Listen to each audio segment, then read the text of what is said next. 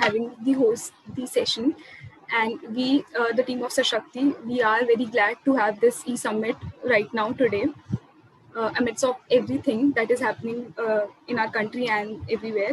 And we hope that through this session, we can send positivity and a different dynamic to everyone around us. So to begin the session, I'd like to welcome our teachers and our students. Okay, so the guest of the event is none other than Smriti Tomar. She's the founder and CEO of Stack Finance. And Stack Finance is India's first smart application made exclusively for young earners to help them to stop wasting money and making better financial decisions. And to quote the founder herself, it is a financial lifestyle product. And during my research, I found it very apt to be calling this and introducing the app as the financial lifestyle product. And to tell you all more about our very prestigious speaker here. She's been the student of the National Institute of Technology, Bhopal. And to her achievement, she's a blockchain developer. She has worked for the Citibank Banamex. And to let you all know that this is one of the largest commercial banks in the Latin America. And the list goes on. And the companies that are big name today also are added into the same list as well. I'd like to welcome ma'am, Smriti Tomar ma'am, and to tell you all the very important detail here. She's also been mentioned in various articles such as your story among the top 5 women entrepreneur, and also selected under 2 million pledged by Tinder as the top 10 women-led startups. So I welcome here and present you all Ms. Smriti Tomar. Welcome, ma'am. Thank you, Anshul. Thank you, team, for having me here. Really glad to be here, and hope we have a really insightful and interesting session for all the students here. Sure, ma'am. And now I'd like to have Manya Chauhan, the president of the Sashakti E-Cell of Shama Prasad Mukherjee College for Women, to initiate. All right. Thank you so much, Achal, for this lovely welcome. I am Manya Chauhan, the founding president of Sashakti, and I have been given the opportunity to welcome you guys. I'll make it short and crisp because we have been informed that there is a time crunch for the event. So first of all, I would just like to put it out there that this event is not to blindside all the situation that is happening in the world outside, but it is to take back control from this pandemic and prove that no matter what the situation is, we, the young generation, is going to find ways to do things that we care about. And saying that I send in prayers for all the people who are in pain and who are suffering. I send in prayers for our principal ma'am and wish for her speedy recovery. For all our senior teachers who have been nothing but kind to us, nothing but motivating to us. In spite of the news that has been circulating around, they have motivated us and guided us to host this event, and very successfully. And then lastly, I will send out prayers to all the staff members, all the students and the people of the world. And I would end my welcome speech on the note that please heal the world, heal is past, and we can commence in space. Thank you so much, Manya. To you, Achal. And this was much needed. So I told you guys a lot about her. And since she's here, I'd like to give her a chance to at least say something that I may have definitely missed, and to start introducing herself to all of you, something that she would like to share to all of you. Please, ma'am, go ahead. Hello, everyone. Thank you so much for having me here. And all I want to start with is I hope everybody is staying strong, staying safe. It's difficult to assume that everybody would be safe right now and doing and keeping healthy. But all I would like to say is that take care of yourselves and, of course, your closed ones, your family members and friends. I believe that, no matter how difficult situations are, our resilience helps us to come stronger. So all of this would, I believe, eventually lead to some better situations, and we would come out stronger as individuals and as a community out of this. And for all the students, of course, I mean, I understand a lot of your studies have been affected. A lot of you are, in fact, also apprehensive about your careers and stuff. But I believe that learning should go on. That's something that you control, and you should have a strong hold on, no matter what situations are. If you think that you're capable of learning more, and you think that you have the potential to grow yourself and individually, I think you should not lose out on the opportunity. And I hope this session turns out to be a little helpful for anyone who is aspiring to, to break through in their careers, to maybe, get into entrepreneurship, or to for anything for that matter, especially for all the women here. And yeah, really excited for this session. I think that's pretty much it. I believe that my journey would probably be comprehended while we're into the question, so I wouldn't really bore you with the entire background and stuff. But I only want to say that if anybody wants to personally connect or wants to have discuss anything later on, also would be happy to. I'll leave out my social media contacts and my email address in the chat screen. So if anybody wants to reach out. Sure. Thank you so much, ma'am, for being so kind to all of us here. Just wanting to mention the fact that there are people who are attending the session through Zoom, and there are people also watching the live stream, which is going on to the YouTube. So starting the session, as all of you know, and I want to mention it to ma'am as well, that in ICA 21, the theme we have been, theme we kept for the year is breaking the glass ceiling. And to start with the interview, I really want to know how you broke the glass ceiling. I do not want to go into the numbers, because the numbers for female founders and CEOs in fintech is not something we can simply say out loud. We are not there yet. So how did you break the glass ceiling?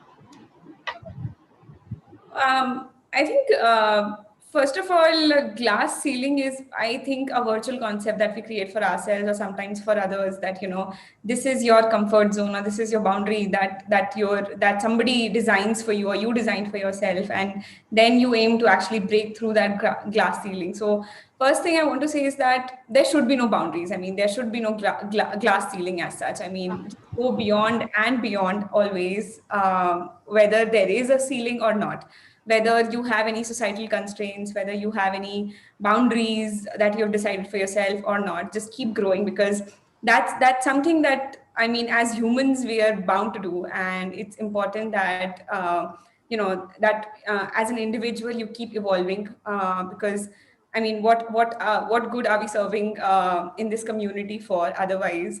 And I truly believe that,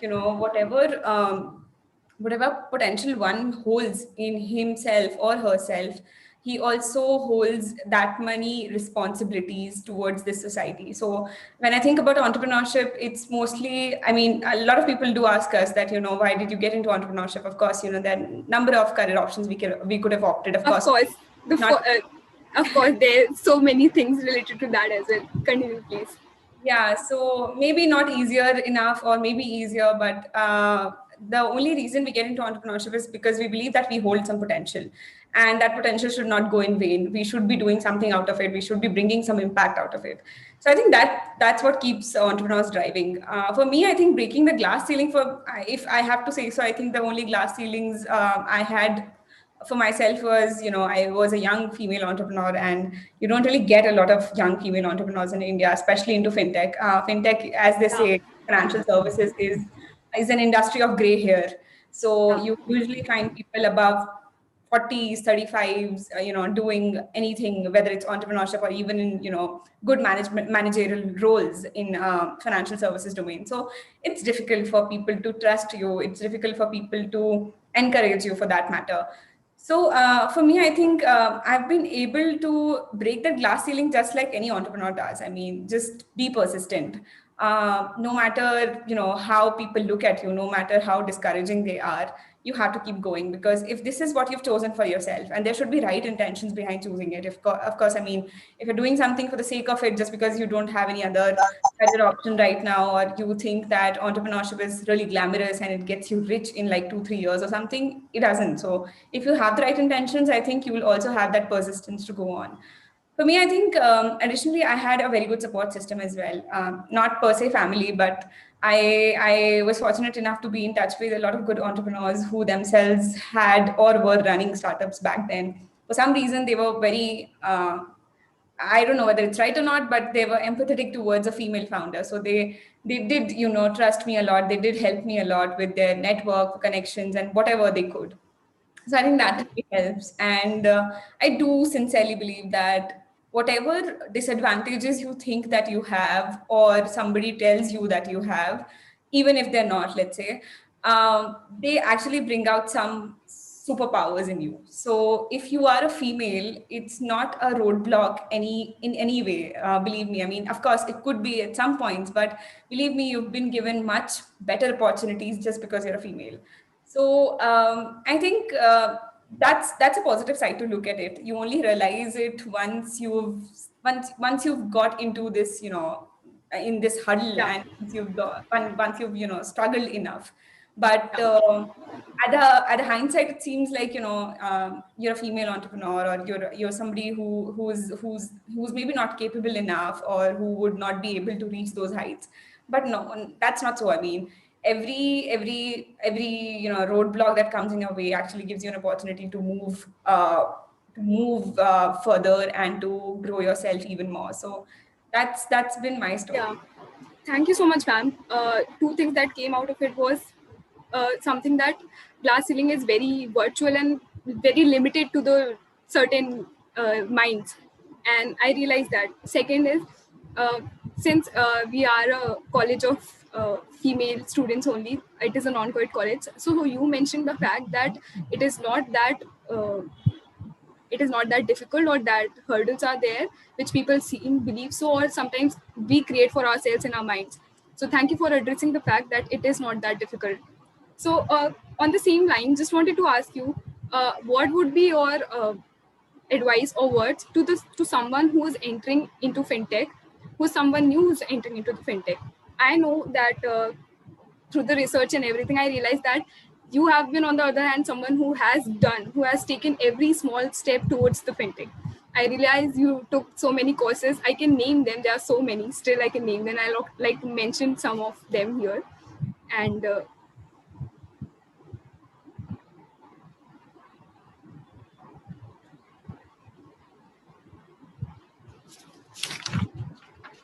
okay, so I have these courses here, and just to give a light upon that it is not something that will happen in day one. As you said, the persistence is the key. So to shed light upon that, you have been handling the clients all over Asia for investing, and that is what the phase where you realize that it is difficult for people outside of a country to invest in other country, be it any market in Asia. And you studied blockchain very thoroughly. You, right from after your graduation and during the graduation, was very invested into fintech and everything that is related to financial technologies or investing in general. And as I've read, there were many similar hobbies involved related to it as well. So two parts, just one, that your advice to someone new into the industry, and how to take these small steps towards your bigger goal. All right. So yeah. So I think fintech is not a rocket science. First of all, I mean, I come from a background where I wasn't even into finance. I'm an engineer actually, so I wasn't really taught anything about finance, and that's one regret I have, because not because I was not taught, but because nobody in India is actually given any formal education around money or even finance. You don't know the basic concepts of finance, and that's something very dismal, because you're taught literally anything and everything but money, which we've been told to work hard for all throughout our lives.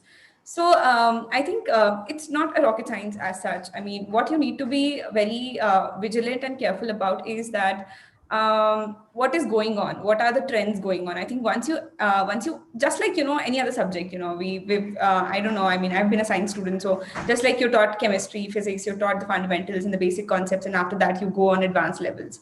Yeah, I mean, it's pretty much similar. You have to understand the industry. How did it come to be? What was fintech? Fintech is basically use of technology to provide the financial services, right? So why did it even happen? Were the banks not capable enough? Then why are banks still sustaining? What are these are some, questions that you should ask and research about. I mean, what is going on in the industry? What has been the trend so far? How did banks come about to be, etc.? So I think once your fundamentals and concepts are clear, fintech becomes really easy to understand. Of course, there might be a lot of complexities. I mean, you might not really understand how does UPI work in the back end and stuff. But I mean, apart from these things, it's important that you understand the basic concepts of fintech. What is payments industry? What does payments industry do? What is lending? What is credit? What is wealth management? What is robo advisory, etc., etc. So there are different domains to it. So it's important that you understand their concepts. You understand why do they even exist? What's going around outside India? That's very much important because there are a lot of things that while India has succeeded on, for example, UPI, which everybody brags about in India. There are a number of things that we are also lacking currently. There's no data aggregation system. There's no open banking system still in India. People do struggle for just knowing the basic details about what is the interest rate of the bank, what are the hidden charges, etc. So I think there are a lot of things that you can learn from outside of India also. So be very vigilant about these things. And the second thing I would say is that keep interacting. If you're really aspiring to be an entrepreneur into fintech, just watch out and look out for these entrepreneurs who are into fintech. Of course, they're legends, and just see that what is the thesis behind what they're doing. So, for example, if you really admire someone, let's say Paytm. So why was Paytm even built? What are Vijay Shekhar Sharma's current plans? What does he think of Paytm's future, etc. So you'll understand how do these people think about their ventures and their industry particularly. There's so many good legends to follow. For example, there's Kunal Shah, the founder of Cred. So these people have some really good concepts. Second thing, and the third thing I would say is that don't constrain yourself to fintech also. I mean, if you're really building something into whether it's fintech, e-commerce, or even food, it's not necessary that you do a PhD into that particular industry. It's in fact it's advised that you don't, because ultimately you're doing something that would serve end user if it's not B2B. So you have to think like an end user. For that, you need to be a layman. You also need to think from that perspective, that if I'm building something, if I'm thinking of a new idea, how would a customer react to it? So for that, it's important that you go back to the basics and also learn a little bit about, I would say, in fact, psychology and philosophy as well, because how people think, how people actually react to different products, features, ideas that you bring about in the market. It's very important that you don't constrain yourself to being a expert into your industry, but also sometimes think as a layman. So those would be my 2-3 advices.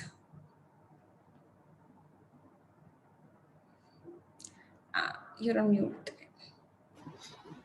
Thank you so much for the advice as well. There are many aspirant here, and the questions that we collected were on the same line. And to know how one can start and one can even go into something like this. And moving on, is there one thing, ma'am, that you would have done differently, or you would have wanted to do right now? You think that you would have started differently, or do one thing that you did in your initial career, and would like to go back and change anything that we can learn from, and students here all sitting can learn from your experience? I think actually there are 2-3 things. So for example, right now, because you're students, so I just recall my student life, and all I can say is that I did not explore enough. I mean, while I was still studying in my 3rd or 4th year, in fact, I didn't really know what is entrepreneurship. I mean, I used to think that people who just do not do well in academics pursue entrepreneurship. That's so judgmental of me, and that was a very, very wrong perception I had. So expose yourself, explore as many things as you can. Student life is the best one because you don't really have a lot of responsibilities. Of course, we're very worried about what we're going to do in our career, but believe me, things will fall in place. You will figure out what you want to do and what will happen eventually. So the best utilization of that time is just exploring a lot. Just try your hands at different things. I wish I had known about fintech back then. I did not. I would think that I would just probably go into an MBA. I would do an MBA in finance, and then I would think of doing something. But I was totally wrong. Fortunately, I did not really go for any post graduation and stuff. Otherwise, I would have wasted at least 2-3 years more. Not wasted, but at least would have been at least lagging behind in my entrepreneurial life. So I think it's important that it's important that you take risks, I would say, because that's the best time where you can explore new things, try your hands out at various things, and also fail, so that you understand that this is right for you and that is not. Moving on, I think what I would suggest is probably don't follow the herd. I mean, I did all my life. I was this, this obedient person who would want to be at the topmost positions in my academic life. I would always aspire to be a 9 pointer, a 90 percentile person, etc. And now when I look back, it seems like it was good. It brought about discipline in my life. I'm a very sincere person even now, but was that of any use? I mean, I would have rather, probably done some mistakes in my life. I never did. I was such a risk averse person. I could have never thought that I would actually run my own business, quitting my job, and kind of abandoning all my future studies plans and stuff. So it's important that you take calculated risks in life, and the earlier you take them, the better it is, because then there are not many repercussions. As women, we one thing unfortunately is disadvantageous in our situation is that we lack time. I mean, if somebody does not, it's very good, but all of us have this clock ticking over our heads. We have the rebels within us, but at some point, I don't know, if you have to, you will probably be lacking time. I mean, there would be a pressure from your family. There would be a pressure. I don't know. You would be putting it on yourselves as well. So it's important that you utilize time better and you take all the risks that you want to in your early life, because that's probably the best time. You won't be really answerable to a lot of person, and there won't be as many repercussions. And I think the third thing I would say is that believe in yourself, because a lot of times as women, I think we are told that, I don't know. I mean, sometimes people do tell us a lot of things which may be right or not for us, but that bounds to bring down our confidence sometimes. I still remember, if you, like you said, you take the example of fintech industry. There's so many great male entrepreneurs, but you will barely find female entrepreneurs. It's not just about entrepreneurship. You think about any career for that matter. Women are bound to be the minority in some sense, and that's also because it's not that we're not talented, but because we don't see potential in ourselves, and that's because we're not never given that confidence from probably our friends, our family, our neighbors, or anyone. So I mean, the best you can do is trust yourself, believe in yourself, and just believe that you can do anything and everything you want. I came from a background literally where nobody in my family is from a business class. Nobody has even thought of running a business. We come from a family where everybody is literally civil servants or something like that. So it's very difficult for my family. I mean, they were zero supportive in the starting of my career. So um, you don't have to rely on others. Just believe in yourself and trust that you will figure out things. And if not, it's on you. I mean, there's nobody you can blame. Just take the blame, acknowledge it, and move on. So yeah, I think those would be my few advices. Particularly, explore, take risks, calculated risk, of course, and take all the risks you want in your early life, because that's the best time you can play around. You can enjoy that freedom and not regret about it. Sure. I completely agree with all the 3 points. I understand your phenomena behind the calculated risk and trying out things so that you know what is best for you, what may or may not work for you. And these were really practical advices as well, since you were there, you are telling us your experience as well. There's one thing after all the talks where we had to discover some hurdles and obstacle as well. There's a question: what has been the most satisfying moment for you in your entrepreneurial journey so far? Anything that made you realize that this was the day I was working hard or moving towards this place? Since we need those days as well. Yeah, of course. I mean, And while we're talking about it, let me tell you, those are very rare moments. There are more downs that you face than the ups in your life, especially as an entrepreneur. But I think, as you mentioned, I mean, those moments are something when you realize that this is what you've been struggling for, and it's all worth it. So, I think for me, there have been many. I would say. So for example, I think the first time my parents started trusting me, because initially they were they were literally not supportive, so they thought that I was making a huge mistake by quitting my job and stuff. So the first time they started acknowledging that, I think it was probably because of a few articles and because of people appreciating, outside of my family. I think that's when my parents started acknowledging that maybe that's something right. So I think that was quite satisfactory for me. Second is probably when I think my team.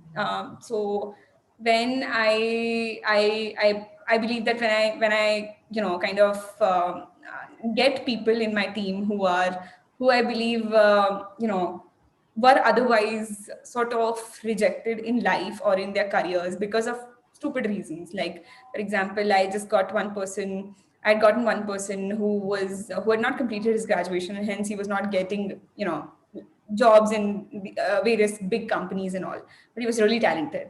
So that's when I feel good, because now I'm in the position where I can take where I'm say I'll say that I have certain power, so I can take the decisions that I don't care about his or her qualifications. I don't care about his or her degrees, but I like the skill set, I like the attitude. So I'm in the position where I can give an opportunity to anyone and everyone I like. So that's something which feels really satisfactory for me, because I'm able to, I'm able to get such amazing talent in my team who otherwise probably would be doing good in life. But I believe that I in some sense have empowered them and also myself on a huge level because of getting them on board. Third is probably, I think, I just get these random sometimes messages, texts, or emails where people do appreciate what I'm doing and they want more guidance or anything. So I'm not not that I get flattered or something, or not not that I'm bragging, but at this point of time, I truly believe that I've not done anything at all compared to what I want to do or compared to what others have done. But the point that people start appreciating you for taking this big step, just the moment you get into entrepreneurship itself is a huge step that you've taken, and you need to be appreciated for that. So I think that's what gives me confidence. Sometimes my users write to me that it's a great idea that you're working on, etc., etc., and I like using the product. I would like to see these features. They give their feedback and stuff. So I really like it, because it's like a baby that you're working on. It's a small idea that you start with, and then it's a full-fledged company and a product that you make. So you like it when people like to use it, people are admiring it. So those are some moments I really feel that it's the struggle is all worth it. Yeah, I really understand that, and I appreciate the fact that your intentions and your motive behind your every step and your activity is very clear and transparent. And it again gives a strong message to everyone out there that your motive behind your entrepreneurship journey will help hundreds of out there. Just not motivate for entrepreneurship, but in generally in their lives. And moving back, while I was researching for this talk, especially, I figured out there were so many articles which had the heading as she turned her hobby into something big, into something that we call Stack Finance, India's first app, and something that the term which I have heard for the first time, financial lifestyle product, as this is not considered something legit. People don't think it is a legitimate process, although it is. Finance is a big part of our life. Even I'm a commerce student, I'm saying that, but even if I would not have been the same commerce grad, if I would have been someone from other stream, I realized that money will play important part, and how I save it and earn it and further different operations I do them, it will affect my life. So these headlines, would you like to justify or give us something that help us understand how this big hobby of yours from your teenage years turned into your career path for life? All right. So I think things just connect sometimes. I mean, for me, it turned out to be hobby. For somebody else, it could have been their problem of life. A lot of entrepreneurs' story, if you'll hear, it turns out that because they had suffered through certain problem, or they had been through a certain issue, they decided to kind of solve it.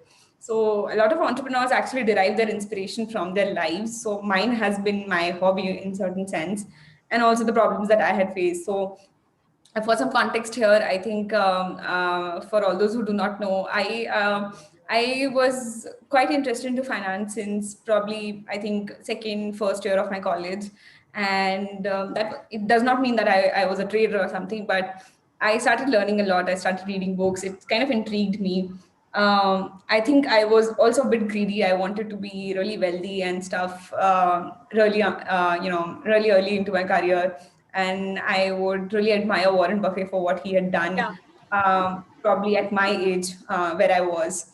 So that's when I started reading a lot, and I realized that it's quite interesting. And of course, I mean, I used to work at a startup while I was in college, so it was part time, and I used to earn this stipend, which probably, I mean, I've been a miser my life, so I would not really do anything of that money. So I would start investing. So that's when I realized that it's something that people should know about. A lot of us, in fact, my parents didn't know. So I really thought that the more I interacted with people, I realized that people really do not understand investing. People really do not understand how to manage money. Forget millennials, forget Gen yeah, Zs.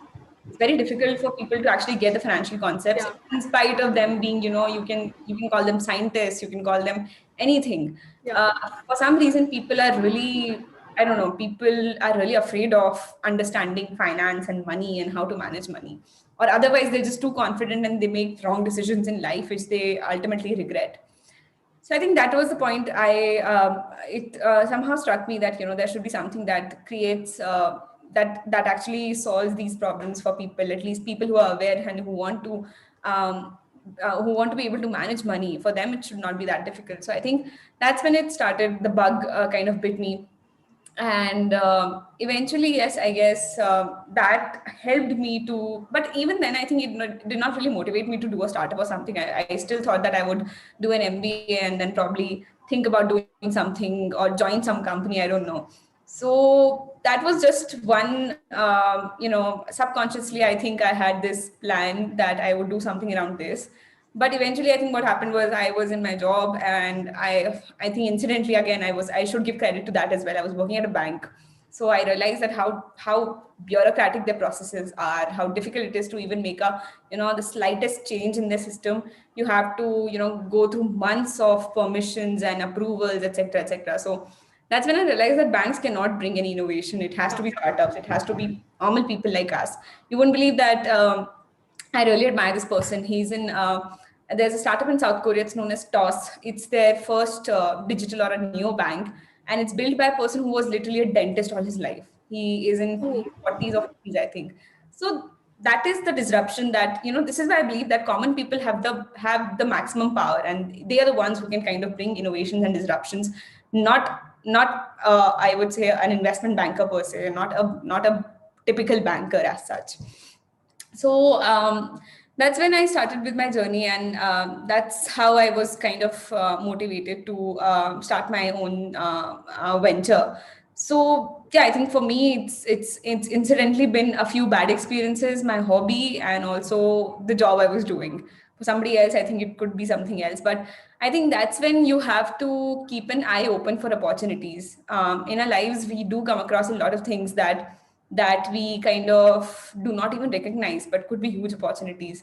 So just be vigilant, just be curious. I think just ask questions, think about why does that exist, why does it not, or how can it be better.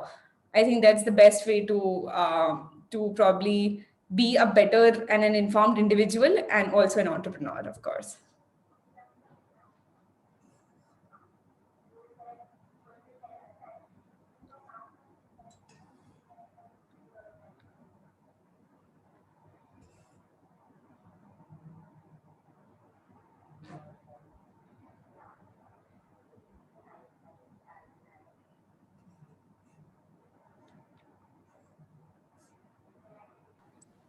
All right, ma'am. So, continuing the point, I would just like to take up a question from one of the audience members. Lavanya from Garbage College asked us that, ma'am, do you have any tips for personal finance that a college student, especially a college girl, should keep in mind? Sorry, can you repeat the question? Ma'am, the question was, do you have any tips in mind that a college student, especially a college girl, should keep in mind when you are in the first or the second or the third year of college? So, any finance tips that you wish you knew from Yeah. that time? Sure. So I think this is a good question, and I think the best tip I would like to give is hustle. I would say. I mean, it's the best time. I think if you're relying on your parents' pocket money or something, I would suggest just do something of your own. That's a good point to start with, because that way you will become more responsible when you have your own skin in the game. I've heard so many people. I go to a lot of colleges, and there people say that we're trading, and I'm making so and so money, etc., etc. But all I am quite scared, because when people say that, because right now they're in the uphill situation. When they lose money, it will be their parents' money. So it does not feel good to hear that. So what I'll suggest is that do your own side hustle. First, it makes you more dependent on yourself and less reliant on your parents. Second, it gives you a good picture of the society out. So when you're earning for yourself alone, it's a very complex world out there, and it's good that you start experiencing a bit of it right when in your college. Third, I would suggest is that then think of what you want to do with that money. And because once you have your own skin in the game, you will be much more careful. You will be much more responsible with that money. When it's our parents' money, we don't really care that what you want to do with that or not. If you do, it's good. But when it's your own money, it's your own hard-earned money, you'll eventually become more responsible. So then, what I would suggest is that start reading some books. They're really good books, don't go with some really difficult ones. Start with basic ones. Like there's I think the best ones I'll suggest is I guess a lot of you might have also read Rich Dad Poor Dad. There's okay, I cannot chat directly with everyone, I guess, but I'll just say it out in case anybody wants to note. So Ma'am, there's Rich Dad. so you can do it if you want right now. Rich Dad Poor Dad. Okay, I can. So yeah, if anybody's writing, that's good. So Rich Dad Poor Dad, there is Psychology of Money, there's Psychology of an Investor, there is Let's Talk Money by Monica Halan. So I think there's some really good books which actually teach you the basics, not even finance. They tell you how your brain works around money. So that way you are in control of your emotions and your brain before taking control of money. Because one thing that people fail at is that they just jump into the I think the rocket science bit of it without even understanding the basic concepts. And the best way to move forward is first taking control of your emotions and yourself, then start taking control of your money, because everything happens here, right? So those are some books I would suggest, because these are really interesting ones. You'll not get bored, and if somebody really does not like reading books, these would keep you interested, believe me. And you like it. So read these books and start understanding how to build your own finance. So for example, if you started earning yourself, then you should think about what are your immediate needs that you have, what are the immediate I would say risks that you can encounter. Yeah. So start building that emergency money for yourself. So for example, if you're just out of college and you believe that you would want to probably pursue your own business or something, then you need money for it. You need money to survive at least 6 months, 1 year on your own money. Given that your parents, you don't want to take money from your parents, start building up that money, yourself. And of course, if you're getting a job, then that's an extra income you're creating for yourself. Then also distribute that money. That what are your immediate needs? Think about, are these needs legit? Do you need a laptop, a new laptop, or a new phone? And is that a legit need that you have? Then start saving up for it. So these are some things that I would suggest that you should do. Sorry, ma'am, could you repeat the book's titles? Yes. There's Rich Dad, Poor Dad. There is Psychology of Money. There is Psychology of an Investor. There is Let's Talk Money by Monica Halan. Thank you so much, ma'am. And these will be the few steps that we can follow. If you can tell us more, if somebody from their first year, second year want to start something into this, how should since again coming from the non-co-ed college, how a college girl can start and do and move or start or put her first effort forward to start into this journey? All right. So I think it's very easy, Just like I think everybody understands cooking, right? I think that's one example I can come up with. While you're cooking, just imagine. I don't know how many of you know, but the first thing you do is check about what is that you're going to make. So you need to know about the recipe, right? The first thing you need to do is figure out the recipe, because you cannot do it while cooking. Then you're going to spoil it. Second is you kind of collect all the ingredients together. Third is then you start cooking or prepping for it if there's any need for that. And fourth is that probably I think some of us do taste it out while we're making, or we kind of let anybody else taste it, and then you figure out what is right or wrong, and then you finish it up, and that's when you've cooked the entire meal, right? So that's probably the same as building a startup. So the first thing I would suggest is research a lot. Whatever you're getting into, just make sure that you should know each and everything about it. As I said, you don't need to be a PhD, but at least have the basic concepts clear. Don't keep it superficial. Dive deeper into it. Just understand how does it exist, what are the problems right now, what is the status quo right now, etc. And just also don't constrain yourself to just India. Move out of it. If you're getting into, let's say, e-commerce or I don't know, food, etc., what is happening outside of India? Because more or less everything that happens here is fortunately copied from the West sometimes, or from the East. So I think that's a good start. Second is collect the resources, like ingredients. So resources means that do you need somebody with yourself? And I don't mean that you have to have somebody, a partner, a co-founder, etc., to be able to build a business. That's absolutely not necessary. I started alone myself. But if you think that that would be a helping hand, or that would somebody who would complement your skills, look for those people. They could be your friends, a family member, a cousin, or anybody. So see that what are the things that you lack right now. Are you not so for example, if you're building a tech product and you are not a coder, of course you would need somebody to code for you, right? So who would that be?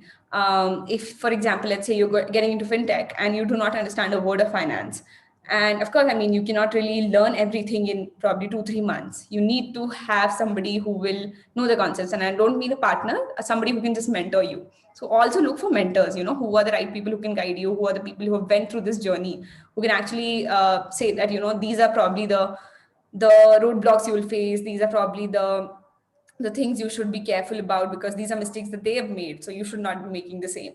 So look out for these resources, these friends, these partners, co-founders, etc., whoever you need. And but at the same time, don't wait for everything to fall in place. Just move on. Keep looking for it. Just keep that in mind that networking is something very important, because I believe so. Once you have these things figured out, that these are the resources you need.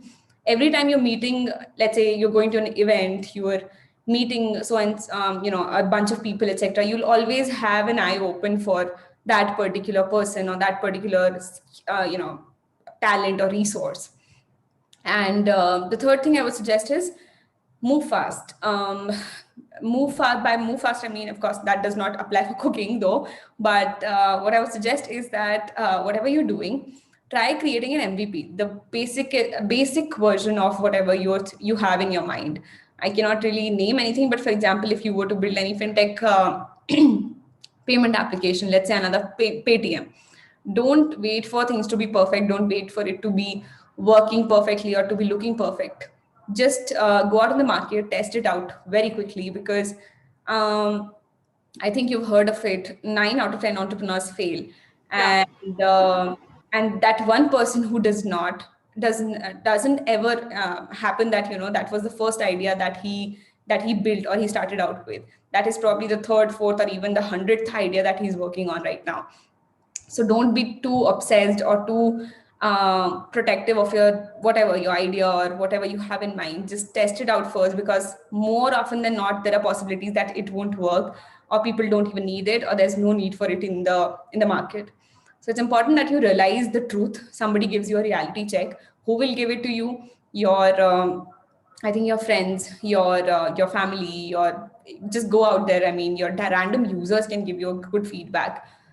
So that is something I would suggest. Just move faster. Your time to market should be exponentially lower. That's one thing that startups do. The reason startups don't operate like corporates is because startups are fast, they're agile. So I think, yeah, that is what I would suggest. And fourth is that then pivot, don't give up. If something is not working, just think what was wrong, what went wrong, what is that you can improve upon, and pivot accordingly. So don't give up. Just because something did not work does not mean that you don't have the talent, or that does not mean that that industry is saturated and you cannot do something new. There's always a possibility. So the only suggestion I'll give is that don't be too obsessed with something you're doing. Just pivot sooner and come up with something that really works out.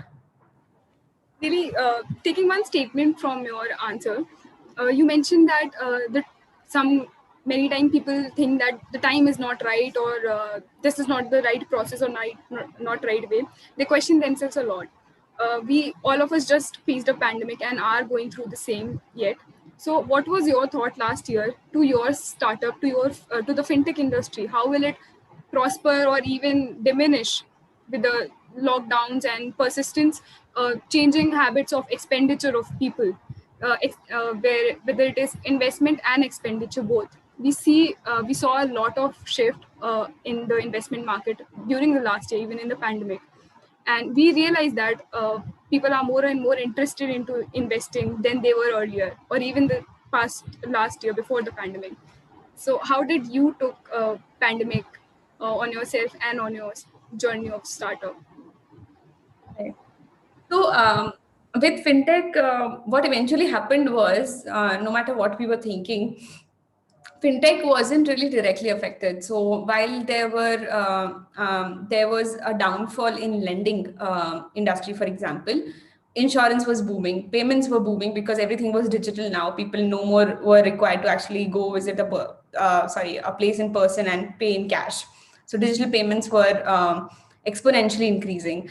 What really was a miracle was investments. So everybody thought that markets were, of course, going down. I think it was a major downhill that we were seeing in the market at that point, and everybody thought that things would be disrupting now and people won't invest, etc. Surprisingly enough, there's in fact an article also on it. Maximum number of new demat accounts during that year were last year were opened during the month of, I think, May or April, May, June, basically. And that was surprisingly the most and most of those demat accounts were actually opened by young millennials. So people from the age group of 25 to 35, 22 to 35 per se. So that tells you that, people are so much more aware. They know that just because market is going down does not mean that they should not be investing. That's the best point to invest. So because you will be getting things for cheap, you will be getting the low lying fruits now. So I think how we held on to it was, first of all, I think that was the time when we were fundraising. So I think that was very unfortunate for us, because people were really apprehensive of investing or just kind of putting the liquid cash into anything at that point, because everybody was in the conservative mode, right, that back then. So that's a different situation. Of course, that's a business specific situation. People did trust us. We did eventually figure out. We did not really give up. We believe that our idea was really strong. We started to pitch it in that way that, right now it's COVID and people are much more aware. Investments are going up, digital payments are going up, and it's a good time to start a fintech business. That's something that people bought. Those who did, they bought that idea. And that's how we were able to fundraise eventually. And as a business, I think for us, what went well was we tried capturing community. So at that point, every whether it's pandemic or any bad situation for that matter, anything that you're going through actually helps you to find opportunities. So only when a person is in need, necessity is the mother of innovation, right? So I think that's when we realized that what are the positives right now? What is something that we can kind of leverage upon? And we thought about it, and we realized that a lot of people right now are in their homes. they're consuming internet, they're consuming all the social media they can. So we realized that it's a good time to build a community, because right now people are not distracted by their jobs, or going out or traveling, etc. Everybody's right at their homes in front of the screens. So that's when we started building community. We started out the wait list for our product, and people were really excited about the things we were building, etc. So we could create a lot of buzz. Second, we fundraised successfully, so that helped us survive. Third, of course, there was difficult situation. I mean, as a company that was just starting up, taking its baby steps, it was difficult for us to then remotely work because there was a huge communication gap. There was a lot of confusion. We were hiring. Hiring was at the peak during Corona. So I think a lot of our team members we have never even seen in person as of now. In fact, so that's the situation, but you have to adapt to it. Look at the positives of it. Look at how you can create, make it more productive. I believe that work from home situation, although is very frustrating right now, it really helps us to be flexible around work. Does not mean that you have to work 24/7. It means that you can work whenever you want. You can take breaks whenever you want. And we try to kind of have get-togethers as much as we can, of course, virtually, so that everybody knows more about each other. Otherwise if we are sitting in front of the screens at our homes, we will never get to know who we actually work with in the team. So I think that's how we've been able to kind of adapt to the situation. And in general, I would just want to say that pandemics do not really mean, or for example, even recession or any kind of depression does not really mean that it's an end to the businesses, that the world will go to a full stop. It actually gives you opportunities if you have the right eye for it. You take Airbnb, you take Facebook, everybody was born out of really bad circumstances and situations. So there are many innovations that even this pandemic will lead to, I believe. So just kind of do not lose the hope and think about what you can derive out of this. Thank you so much, ma'am.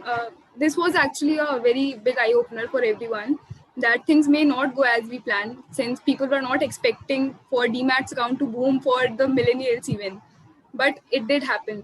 So moving on, you mentioned about the communities even here. We see, let's not talk about people who are starting, people who are into it.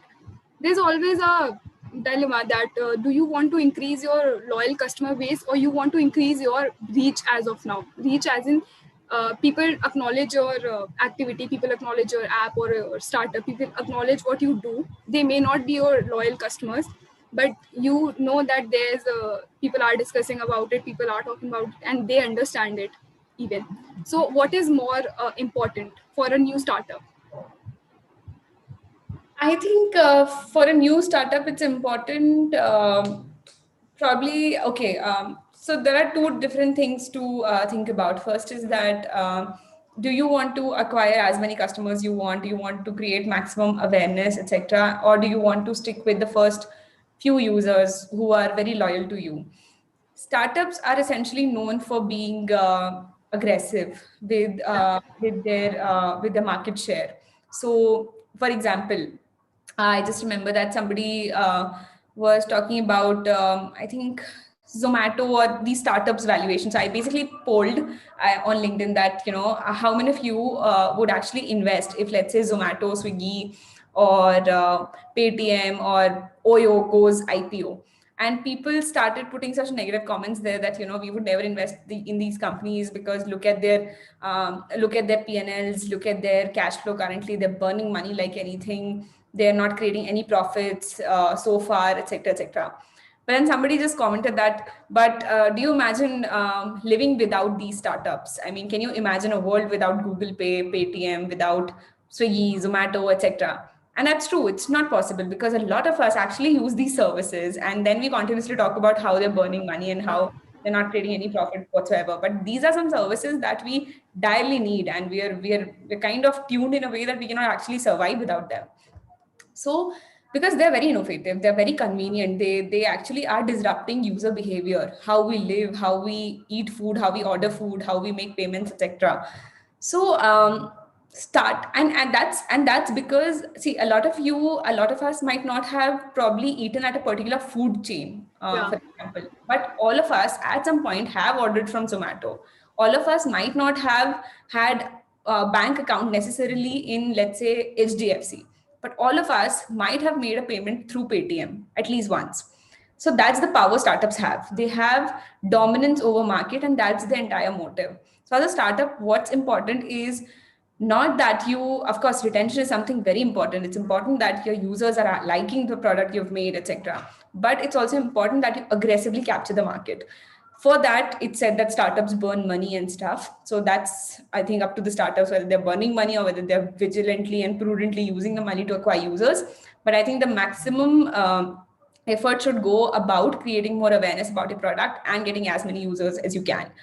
Now, while you're at it, does not really mean that you're just burning money to get customers who do not even use your product. For example, they're just downloading your app and never using it. That serves no purpose.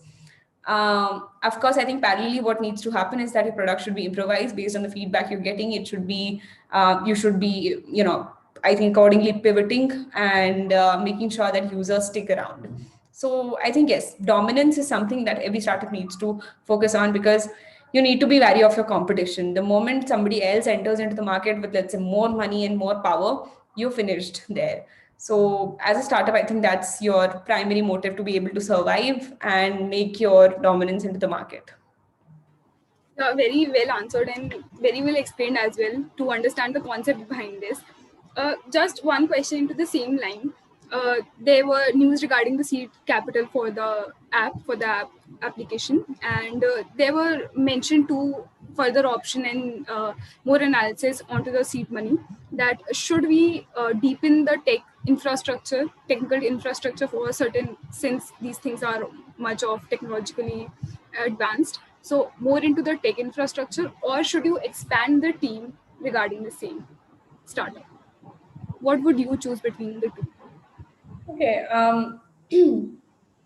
See, for me, I think it's tech infrastructure because, okay, so, all right. So for a tech product like mine, the team essentially is also divided into two parts. There's the tech part of it, and there's the business team, right? So there are two types of members in the team broadly. So even when I say the tech infrastructure, why it's important is because as a tech product, all we survive on is technology, and all that will help us to actually bring more innovations and ultimately get more users is a good technology advantage. So for example, let's say, imagine if Paytm was not using, or there was no service of UPI on Paytm, would you be using it? I mean, the wallet is gone right now. I mean, those were the days when UPI was Yeah. not, you would probably just put money into Paytm wallet and use it. Now when UPI is there, everybody wants to use UPI. So if, let's say, Paytm did not have a UPI, you would probably be using Google Pay or some Phone Pay, or I don't know, whatever.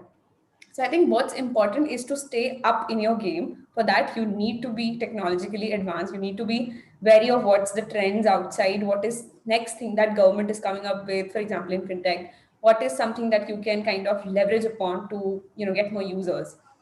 So that is why I say tech, and when I say tech, it ultimately also means that to be able to build a very good tech infrastructure and to be able to be very technologically advanced, I also need, of course, team who's building the tech. Tech does not build on itself. Yeah. So when I say that, we need to kind of advance our tech, we need to make it more stronger, it ultimately means that we need to hire good people who know about it, who can help us build a product that's as robust and strong as we need it. So for us, it also means the team partly. But yes, I would say that technology is something that we do focus a lot on. Great to hear a pick from you, since these were two very debated options everywhere, and to see someone pick one of the two and give a rational reason behind it helps us understand a lot of concepts behind it. So there's one thing apart from everything that we have been talking around.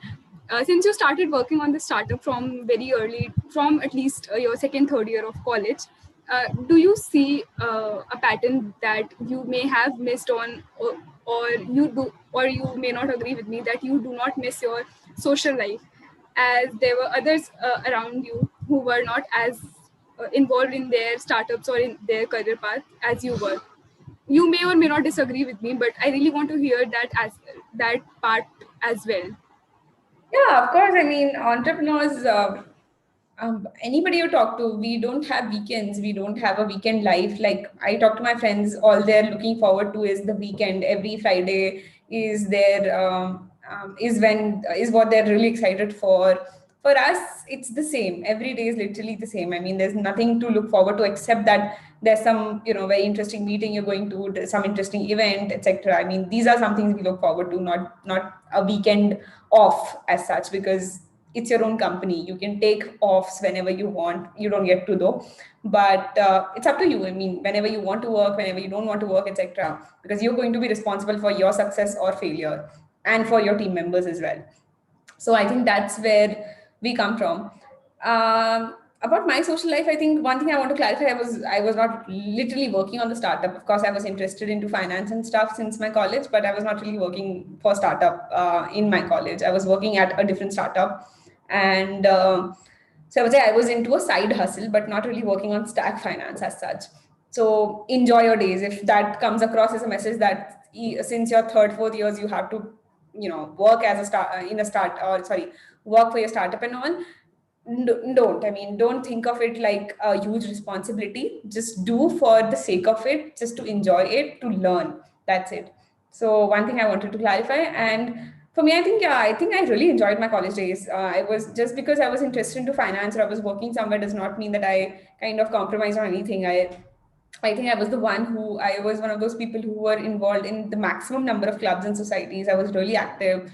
I wanted to perform better in my academics as well. Yeah, so I think I have no regrets there. But yeah, once you have started your legit startup, like, you have your own company, you have people, etc., your social life kind of gets affected. I have not met my friends since probably the longest. I don't get to go home a lot. I don't get to party a lot. But there are also good parts to it. I get to meet people who otherwise I would have never met. So I meet entrepreneurs, some of them I talked about right now, and I get to learn so much. So it's like you're having a talk with me, although I don't really consider myself as an expert, but I get to have these talks on probably weekends or every now and then. So it feels like an enriching experience. If I were a normal person, I was not doing entrepreneurship, I would have never met these people who are behind the products I've been using so far. I mean, anything you call it, Paytm, Mintra, I don't know, Cred, etc.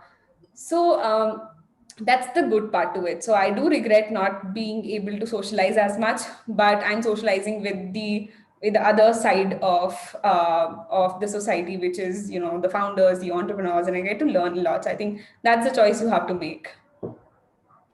Very well said, because we have to acknowledge the upside. We are talking here to a CEO and a founder of a fintech company, and that is the upside of it. We are even experiencing it. So thank you so much for that. There's one thing, since we have acknowledged the theme for the summit this year, it was breaking the glass ceiling. I realized that you have, in your own sense, for your own self, has done a lot into this arena. But how do you move ahead and do the same for others? How do you, through your company and through your entrepreneur journey, break the ceilings for others as well? Or how do you contribute to that? All right. So, not sure. I mean, how much have I been able to help? I don't think that I've been able to help as much, or I've really excelled at it so far. But as I said, I think I try to do as much as I can whenever I'm aware of it, at least.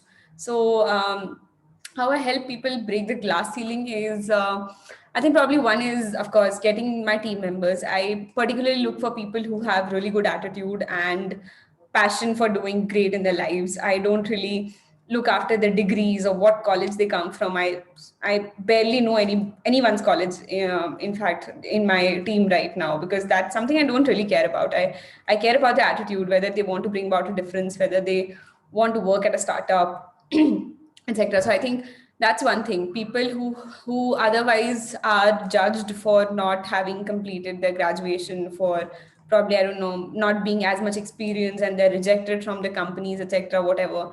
I don't really see that as a filter. So I think one thing I would say is that selection of people is something that I keep in mind, should not be judged based on their previous experiences, bad experiences, or their qualifications.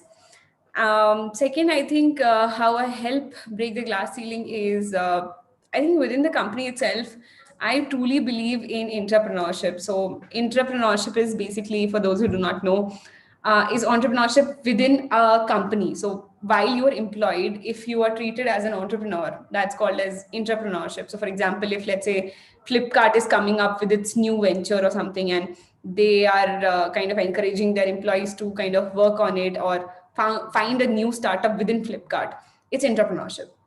So I think how we help and how I try to kind of encourage is that um, I truly believe that people should not be constrained within their job. So if there's somebody who's let's say just coding, does not mean you should always be coding. I mean, we have these brainstorm sessions where everybody like contributes to the ideas. It's not that the founders come up with ideas always. The people who give us ideas every time within the team, who tell us that, maybe you're going wrong, maybe your ideas are wrong right now, or maybe this won't work, etc., and this should work, and so on. So I think that's one area we do believe in, giving freedom to people. So their job should not be defined, or their responsibility should not be defined by the job title. Just because somebody is a developer or somebody is into marketing does not mean that their job stays right there. And I do believe that, I always say that everybody in my team is like a product manager. So product manager is somebody who kind of takes care of the product, that this is what we need to build, this is what users need, Yeah. what is going wrong, etc. And I believe everybody contributes to it right now in the team. And how we promote entrepreneurship is also through encouraging people to be the entrepreneurs themselves later on, or even right now. So I do, incidentally, in fact, one of my team members is moving out today, and he's doing so because he's starting his own company. And I'm so proud of it, because he's a designer and he's starting his own designing company. And I really like it because all this while he was so passionate about working here, and he was so passionate about giving new ideas and stuff. Now he would be leading his own venture. So that's something we encourage. We don't really look down upon it, or we don't really see that or we don't really discourage people that, this is not the right point of time because just they're employees or something. Similarly, there are a couple of people who want to work here, or who said that they like working here is because they're getting new ideas, or they're learning how to build their own company, and eventually they would be moving out building their own company. And that's good, because I think this is what the nation needs right now. We don't need people who are just reliant on getting jobs, or who just are building their resumes continuously and applying for jobs. We need job creators right now. So if from within a startup there could be 4 or 5 new startups budding up, it's I think the best thing that you can do. So this is probably how we help people to break their own glass ceilings. Thank you so much, ma'am. That was very inspirational to hear even your views as an entrepreneur, and then encouraging your team members to be the one same. Which really lands me to a question. Being an entrepreneur and in your 20s, how do you see mental health of your team and your members at your place in your company as a factor which may or may not affect their productivity, or under your leadership, do you consider it as a factor while working and while being a head of a company? Yeah, of course, I think mental health is something which is getting a lot of buzz lately, and for all the, of course, because of all the wrong outcomes, I would say. It's something that, especially in entrepreneurship, people do need to take seriously, not just for employees, but even for the founders themselves. It's very important that they take care of their mental health, because that's something that gets affected in startups, definitely, because Yeah. there's a lot of responsibility, there's a lot of pressure, there are a lot of deadlines that you work upon, and that really affects your, not just physical life but also your mental life. So I think what we take care of is, we have not really as such, taken any efforts out front just to promote good mental life for people or lifestyle. But I think how we have kind of acknowledged it and have been working, I think in the back end towards it, is that letting people, I think giving people the freedom with the work. So it does not really mean that, so I personally believe in not giving deadlines. So whenever we're working with people, we're brainstorming, this is something new that we need to work upon, etc., we leave it on them, that, what do you think should be a deadline to it, what do you think should be the timeline for it. So people decide based on their own limits, based on their own capacity and potential. So we never come up with the deadlines for people, and we don't say that, this is the time by when I need so and so thing on my table or on my laptop or mail. Second, I believe, is that giving people the freedom to work in their own flexibility. And of course, I mean, work from home has added to it. So I do not really keep any stringent hours for people to work. Like, you have to turn up at 9 or something, and then you have to leave at 8 or whatever. We keep it open for people. Whenever they feel like working, they can work. Whenever they feel that they are not in the right space right now, they can take the breaks. Just inform us and take the breaks. So I think that's something that keeps people refreshed. So even if they have a lot of work, they will keep having these small breaks. They'll feel that, that work is in their hands. Basically, they're their own bosses. Nobody else is bossing around them. So that's something that really helps while you are in work pressure, and kind of helps keeping a good mental life. For founders and for people who are going to be founders, I would say, is that it's important that you also take care of your mental health, because you work under a lot of pressure, and there are lot of bad moments you will see. I mean, the ratio would probably be 1:50, I guess, of the good versus bad ones. So it's important that you learn how to live with it, because that's the only thing I can say. Because once you learn how to live with it, nothing will really affect you a lot. So of course there would be good, bad instances, really bad ones, but you will learn how to cope up with them. You learn how to feel good after that. You learn how to ignore what needs to be ignored. So I think those are something that I personally take care of, and I would advise others to.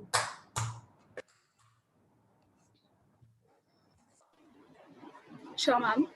And that was very mature from your end to also acknowledge the founders here and their mental health also, since being one gets comes with a lot of credibility, responsibility for the team, for their team members and everyone around them. And since being a huge role model to everyone around the country, it is a lot important to address this also. So thank you so much. Ma'am, now I would like to ask some questions from the earlier when we were asking people to register for the talk. We had given them the chance to put their questions there, so we can go in a formed manner. And I just name the person and their question. You can answer them. Sure.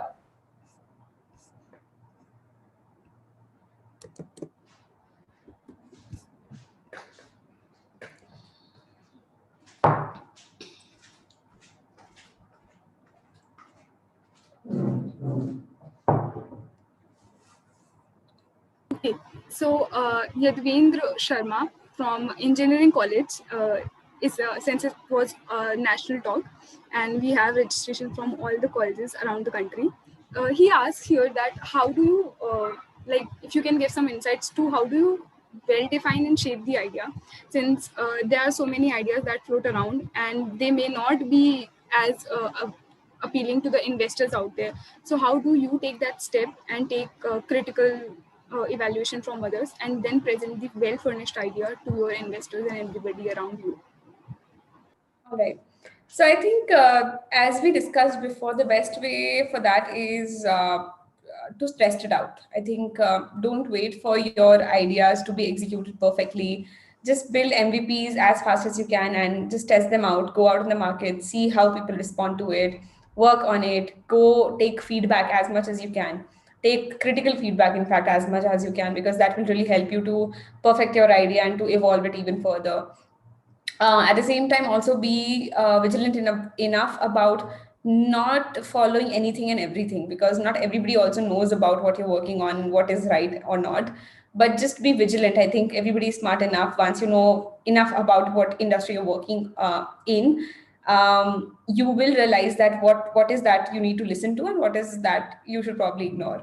So I think the most important thing is reduce your time on execution and more on testing. See how people are responding to it. See how it's being addressed into the market.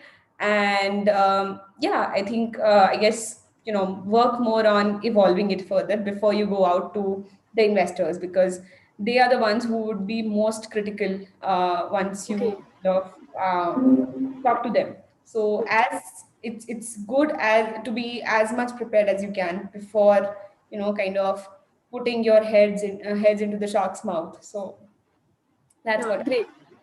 So I understand that, and it was very helpful since the key is here to at least try it out with people and receive and understand the critical evaluation that you're receiving. So Sabhi here asked, he's a economics grad, and he asked, what are the some barriers that you faced in the initial days when you were just starting with your startups, or you may not have received any funding? And how is it different from today if somebody has some funding and somebody versus somebody who's just starting and going out to their first investor probably? Sorry, I did not get it. What are the challenges you said, or What are the barriers will one face if somebody is going to their first investor today and some days later if they are going for their second or third round of funding? So how is it different the day one and then ahead? Sure. So of course, I mean, ideally it said that the journey kind of smoothens out and it becomes easier after the first one. But I do believe that it's like a game you're playing, right? Every level comes with its own challenges. It's not the same. You cannot really compare those. Like for example, I don't know. I mean, when we're children, right? When you look back, you think that maths was so easy to do. Why were we fuzzing around it so much, or why was it so difficult back then? When you look back, you see into your college days, you think that academics was not even that important. Why were we focusing on it, etc. So at every stage, you understand, you learn your own learnings that you should. And but it does not mean that they're comparable. When we are children, it's difficult for us because we are built that way, because we've not really learned so much. We are very premature at that point, and everything seems difficult and complex to us. We grow up, we become more mature, we start to understand things better, so we take them differently. But the challenge also keeps increasing then. So it does not mean that now, because your maths is good, does not mean that every subject in your college you would be doing really well, because now even the subjects become more complex. So it's similar in startups as well. When you're going for the first round of funding, I think the challenges are different. At that point, you have to prove your idea. You have to make people believe in yourself as a team, as your founder. You have to make people believe in your idea. The second time you're going probably is when you'll have to prove that your idea now is working well, and that your users are really liking the product. Third time probably when you would be going is when you would have to kind of prove that your growth is exponential, that the potential of growth of your idea is now going to be even more, and that you're going to capture the market like anything, and that you're going to be dominant in the market. The future looks extremely bright for the startup, etc. So I think every level comes with its own challenges, and you will learn a lot. So the second time you will go, you would have learned so many lessons that you would be prepared much more. So I think what happens, the good part of it is that you become confident and you become, I would say, accustomed to this process. So you would not be newbies anymore. You would know who to go to. You would know Yeah. what to present. You would know what to hide. You would know how to answer things well. You would know how to play that game well. So you would become more of a player at every level, I would say. Sure. So the next question seems very open-ended. It is from a student of our college from Maths Honors, and she asked, "What does success look like for a company?" And you can answer it from your perspective as well. Okay. I think success. There could be different metrics to it. Of course, it's open-ended, but for companies, I think the biggest success that you can make is in two ways. One is that, or I would say three. One is, of course, which is pretty much straightforward, earning loads of revenues and making profit. Of course, that's what your investors are for, looking for. That's what people evaluate business for. Ultimately, you're in the business, right? Second, I think as founders, what you have is that the biggest success is that you've solved a problem that was never solved before. Somebody, people out there are appreciating your product. They use it every day, or whenever, and they feel that their life has become even a tiny bit easier because of something that you've built. So I think that's the biggest mark of success for any founder. Third, I think, is when your employees are progressing with you or your company. So I think I think it kind of flows, whatever success you're getting should flow from the top to the bottom and in an equal manner. So every appreciation that you're getting should go back to any person who has worked on it. Any profits that you're generating, more money you're making should actually go more to your resources. Um, your employees should progress in their career. So I mean, for example, just look at it. I think I was just reading yesterday Zomato's because Zomato has, I think, filed Yeah. for IPO, so their salaries are now out there because Yeah. they publicly filed it. So you'll realize that probably they had started bootstrapping their business initially. They got funding and stuff. They would have compromised so much on their salaries and stuff, and now you look at their salaries. So everybody in their career has progressed because Zomato is so big now. Otherwise, they would have been working at probably any MNC or any regular company, and they would be making average salary. So I'm just talking about monetary compensation here, but that's also a big part of it. So make sure that, I mean, seeing that, loads of people are actually have progressed in their company, in probably in their career, in their skill set, and monetary wise, it feels really great. So I think that's also a mark of success. So those three are probably what I personally aspire for. Yeah, I really understand that. And given the examples, it is so much clear how there is no one rigid metric to it. So the next question is here, but I really want to alter it and ask you for it. Hiteshi from our commerce grad asked what challenges that were there that you faced being a female and how you faced them. But I really want to ask here, are the challenges there gender neutral or not? All right. So I think there are certain set of challenges which are, of course, gender neutral, and majority of them are. So I can blatantly say that most of my challenges, 80% of them, would have been the same for any young entrepreneur, whether male or female. But having said that, there are also some challenges which are specific for a female entrepreneur, and I will not be apologetic about it. I remember that at some day I think I had said that being a female entrepreneur is difficult in some speech. I don't remember. It was a closed group, and somebody came to me after that saying that you gave a really good speech, but I think the point that you mentioned that females have a certain set of bias in terms of challenges also is just for the sake of it. I mean, it's just the same, right?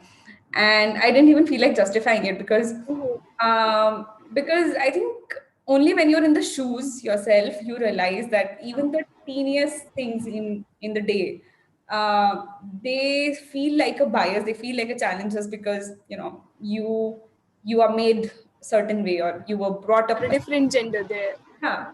I think for women, I think there's different set of challenges. I can speak about small, I can speak about big.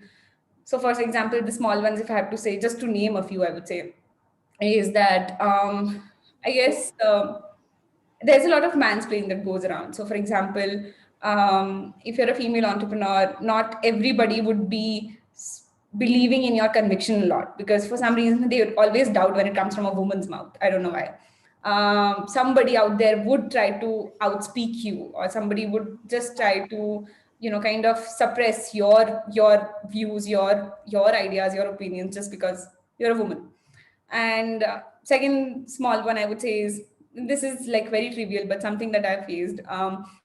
Every time I have to go for a meeting or something else outside of the city, that was before COVID and all. You have to be very vigilant, of course, that your travel timings, the place you're traveling to, etc., etc., fits into your so-called woman world, right? That you're not traveling outside of the safe hours. Your flight does not land at 2 a.m. in the night.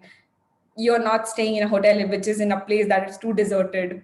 So these are some things that really bother you. I mean, had you been a male, you would not have even been thinking about it. But just because you're a female, you have to be so vigilant for no reason. Of course, there are reasons, but you have to be. So that's an extra added worry for you. The bigger ones I would say is, of course, I mean, they are, I would say, quite, I mean, very, very humiliating ones, but they are. I mean, what can we do about it? So Yes. there have been people I've interacted with, whether investors or anybody for that matter, who have on certain level gone to boundaries one should not go. I mean, for example, there have been people who just have blatantly said that we don't like so and so company because it's being run by a woman. And for example, for me in that case was a young female. So they would doubt, just because they would doubt my passion, my commitment, because I'm young and female. So which means that, what if tomorrow she gets married? What if she kind of, now this was to an extreme, what if she brings her husband or partner to the board? So these are some risks we see in the business and all. So that totally does not make sense, and you don't even feel like justifying, but these are some bigger ones that you'll face, and they would have some repercussions. So, I mean, had you been a male entrepreneur, nobody would be asking these questions. Nobody would be doubting your commitment. Sure. Just a fact here that I read a lot. I like to read these articles and news pieces and these stuff. It is very weird and very strange that whatever you told me are the same facts, are the same statements that I have read through the articles of different female entrepreneurs. And these are the same questions that they face during their journey. So I think we need to have an introspection. We all need to have that. So moving on to the next question, and these are some of the questions that are also coming from the live stream as well. And that is one thing that somebody's asking, as you mentioned in this chat as well, that you were very active in clubs and societies and everywhere during your college. So has that helped you in building something in your personality that has lasted long? And is there something that also not gone as you planned because of your involvement in different sets of activities? Yeah, of course not. I mean, the answer for the latter is no. Nothing went wrong because of that. Probably yes, my studies got affected a bit, but not much. So that's only if you care about your studies. So you should though. So I think it helped me a lot, a lot. I think I cannot give enough credit to it, no matter how much I try to, because it helped me evolve. It helped me evolve my personality. If you are trying to run your own company, you have to be good at leadership. You have to be good at so many more things. There's so much expected from leaders as compared to regular, employee or anybody for that matter. Leaders are supposed to be perfect in everything. They're supposed to be morally right. They're supposed to know what they're into. They're supposed to be the experts of the matter. They're supposed to be good team players. They're supposed to be good at speaking. They're supposed to be, I don't know, good at pretty much everything. So what really helped me in kind of what really helps me right now, and when I look back at it, is that I was involved in so many things. So when I was involved in so many things, I could really, it was a challenge for me to balance my time. At some point, I had to kind of decide to drop off a few things. I had to match my time, right, because I was involved in studies. I was working at a startup. I was involved in so many, clubs, etc. So it was difficult for me to manage time, and there was not a single moment I wasted like a normal teenager. I would not go out just to chill out with my friends because I didn't have the time. I was responsible at a very early stage, I would say. Second is I think I became good at managing things because just like you are, I think your team is right now. I got to manage a lot of events myself, a lot of things. For example, sometimes finances, sometimes marketing, which helped me to learn a lot about different industries, whether how to build network, how to get users, how to get followers, how to get registrations, how to manage an event, how to manage resources, logistics, etc. And that helps a lot because right now my all my efforts go to getting more users, getting good talent, making sure everybody has the right resources, nothing is getting blocked, etc. So you're kind of supervising everything. I think one thing good for women is, although that's a cliche, is that we're good at multitasking. So that really helps me a lot. I mean, I'm not sure whether a debatable topic whether you should be or not, but I think we're really good at it, and you should definitely utilize it because once you're a founder, you're supposed to have your eyes everywhere. You're supposed to look at what your team members are doing, what your users are saying, what your investors are saying, and everything. So I think that's something that comes naturally to women. At least it does to me. Um, and I think yeah, I guess that's how I got molded. I got good leadership skills because at some point even I was heading a few clubs. So I was supposed to get the juniors now recruited to my club. I was supposed to head them. I was supposed to kind of supervise all the events and stuff. So I think that helps. I mean, what I'm doing right now is derived from that premature, I would say, training at that point. So I think, yeah, in one word, if I have to say, it trains you to be a leader in some sense. That is so great, and the fact that you appreciating these activities will boost a lot of students here to at least take that step forward, who are in their first years and second years, and even if they are in their third year and passing out, they can do that in ahead for their further studies and the places they are going to work for. So moving ahead, just a quick question regarding the stack finance. How do you think, or let's not going, I really don't want to put that generic question that where do you see this going down the line for 5 years or 10 years. But after analyzing these millennials habits and these booming market for investing, what do you think is your next step for stack and personal finance? All right. So I think that's something that I have always wanted. I can just put it in words now because earlier I did not know how to.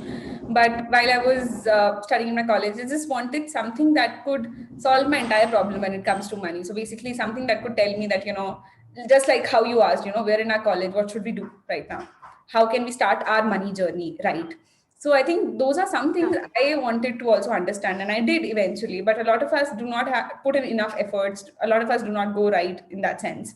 So I think one thing I always wanted to do, and I would want to do right now, is automate personal finance advisory for people.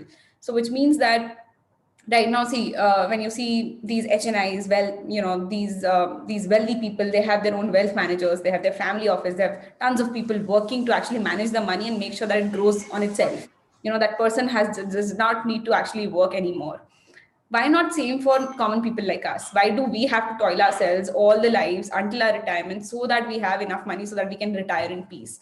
Why not you make money or you make corpus for yourself, which actually helps you to lead your own life in you can take your own. That's called financial freedom, right? So I mean, you're able to actually make enough money so that you can, at any point, if you want to, you can just quit your job, you can do whatever you want to, you run your own business, you don't work at all, or you just take all the risks that you want to. So I think that's something that everybody should know about and should work for. So I think with this product, what I want is to create advisory, which is automatic, which is automated for the people, and it's free, it's cheaper. You don't have to pay for someone to actually manage your money who you cannot even trust. So I think with this app, what we want to do is, and I think for those who have not really tried out, do try out our app. It's Stack Finance on Play Store.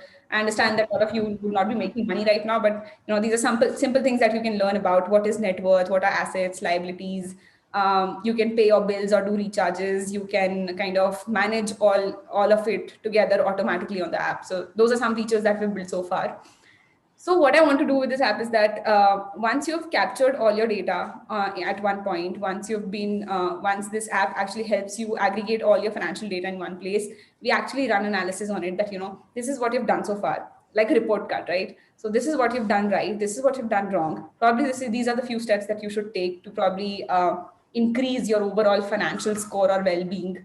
If you have not yet created an emergency fund for yourself, start creating it. It's very important. That's the first step to do. If you're not well insured, you should take an insurance right now. You've just started working, take a term insurance or a medical insurance. If you have, you have probably crossed 1 year of working in whatever company, and you have not yet started saving in ELSS, start optimizing your taxes. So these are few things that these are basics, right?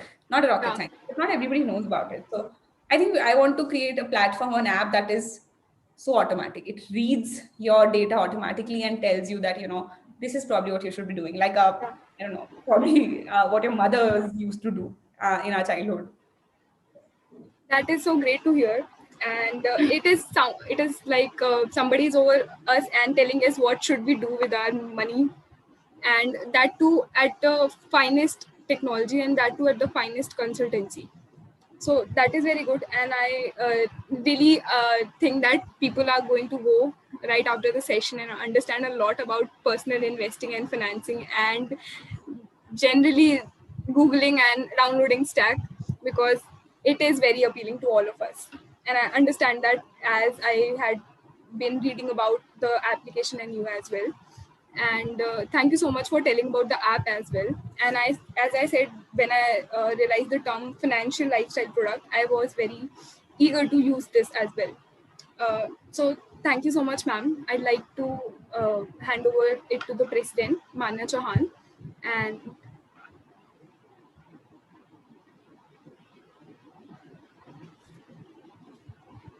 Manya, you're on mute.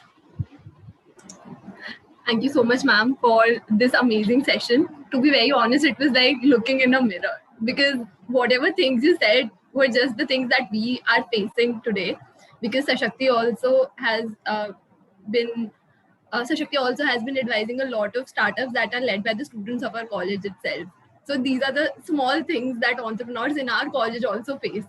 So, and especially the finance part and being a women part, and not being able to drive out at night for some reason, even for your male counterparts are working till 1. And being a capitalist workaholic, that does not make any sense to me because I need to work.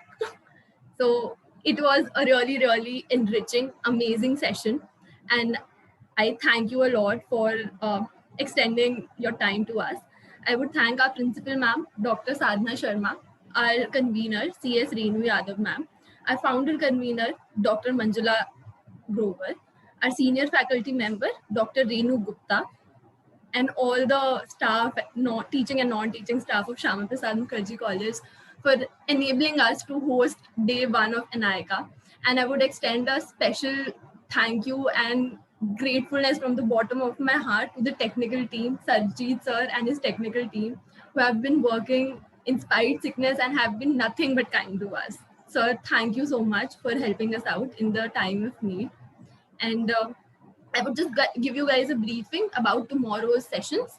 Tomorrow we start with the first talk in space session 2 and with Miss Dipshika. And then we have our business plan competition. That is going to be amazing. So you guys should join it. And then we also have the result declaration for poster making competition.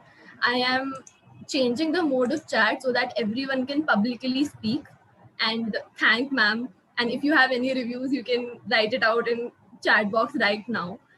She has been amazing and graceful. Just taking a moment and thanking ma'am's team as well. They were very kind enough to coordinate